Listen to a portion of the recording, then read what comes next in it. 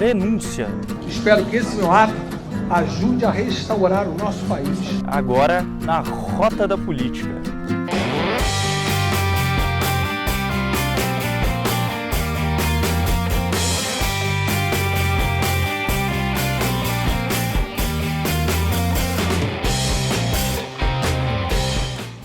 O deputado Eduardo Cunha, do PMDB do Rio de Janeiro, renunciou à presidência da Câmara dos Deputados. Cunha estava afastado de seu mandato há pouco mais de 2 meses, depois que o STF autorizou a suspensão de suas atividades parlamentares. O pedido foi da Procuradoria-Geral da República. Para a PGR, Cunha utilizava o seu cargo para atrapalhar a Operação Lava Jato. Mas agora que ele deixou a presidência da Câmara, o que vai ocorrer? Eduardo Cunha volta a ser apenas um dos 513 deputados, porque ele renunciou ao cargo de presidente da Câmara, não ao seu mandato de deputado. Mas ele continua afastado por tempo indeterminado. Correm contra ele processos em paralelo. O Conselho de Ética aqui da Câmara, por exemplo, aprovou a cassação do seu mandato por ele ter mentido na CPI da Petrobras sobre contas no exterior. Não tenho qualquer tipo de conta em qualquer lugar que não seja a conta que está declarada no meu imposto de renda. E não recebi qualquer vantagem ilícita ou qualquer vantagem com relação a qualquer natureza vinda desse processo. A suposta mentira é tão somente um motivo a ser colocado para que haja um enquadramento para o processo de cassação, né? O que vai levar efetivamente à cassação do Cunha, o que está realmente por trás disso, são as denúncias dos delatores e as provas que o vinculam a práticas de corrupção. Caso ele venha a ser cassado, além dele ficar inelegível e incluído diretamente na lei do ficha limpa, ele vai perder o furo de prerrogativa de função e a parte que o envolve certamente será remetida para Curitiba, provavelmente nas mãos do juiz Sérgio Moro. Na Câmara, salvo alguma manobra de última hora, os deputados vão decidir sobre a perda de mandato de Eduardo Cunha. Se metade dos deputados for favorável, ele deixa o Congresso. Além do processo legislativo, Cunha ainda responde por 2 ações aqui no Supremo Tribunal Federal.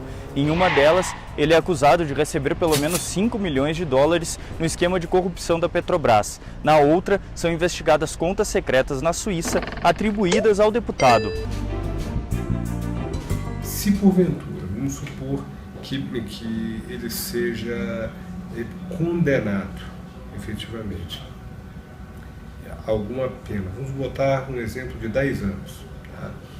Ele fica inelegível por 10 anos e ao término do cumprimento da pena, mais 8 anos de inelegibilidade, ou seja, é a morte política para ele. Os 8 anos finais referidos pelo advogado Flávio Brito são uma espécie de pena política para aquele detentor de cargo público que comete algum crime. Eduardo Cunha, no seu discurso de renúncia, negou as acusações. E comprovarei a minha inocência nesses inquéritos, confiando na justiça do meu país. Reafirmo que não recebi qualquer vantagem indevida de quem quer que seja. Para terminar o programa de hoje, vale relembrar um pouquinho a carreira política de Eduardo Cunha. Em 2002, chegou a Brasília pelo PPB. Em 2006, foi reconduzido já pelo PMDB. Presidiu a Comissão de Constituição e Justiça mais importante da Câmara. Ajudou a barrar projetos como o que liberaria o aborto no Brasil. No mandato iniciado em 2010, ganhou projeção nacional. 3 anos depois, virou líder do PMDB na casa e começou a pregar a independência da bancada em relação ao governo federal. PT e PMDB eram aliados na época. Já em uma nova legislatura, Cunha foi eleito presidente da Câmara, emplacando uma vitória contundente contra o candidato do governo, Arlindo Quinalha. Em julho, Cunha rompeu com o governo Dilma.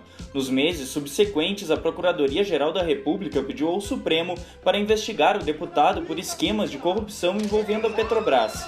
Na Câmara, partidos pediram sua cassação no Conselho de Ética. Em meio às denúncias, Cunha aceitou o pedido de impeachment contra a presidente Dilma Rousseff. Até abril de 2016, data em que Cunha presidiu a sessão do impeachment, surgem outras denúncias contra o deputado. Está autorizada a instauração de processo contra a senhora presidente da República. 18 dias depois, o Supremo afasta Eduardo Cunha de suas atividades parlamentares. E aí, chegamos à história recente.